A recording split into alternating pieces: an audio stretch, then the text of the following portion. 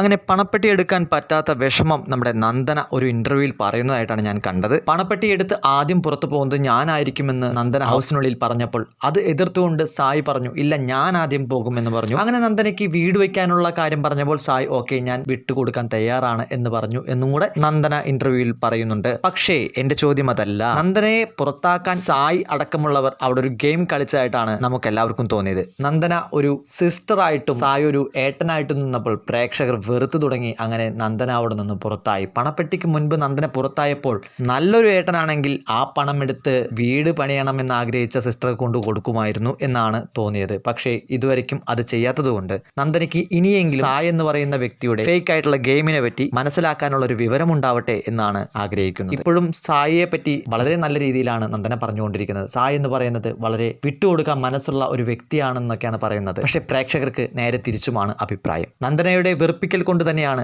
ഹൗസിനുള്ളിൽ നിന്നും നന്ദന പുറത്തായത് എന്ന് പറയാതെ വയ്യ. കൂടുതൽ അപ്ഡേറ്റുകൾക്കായി മറക്കാതെ സബ്സ്ക്രൈബ് ചെയ്യൂ.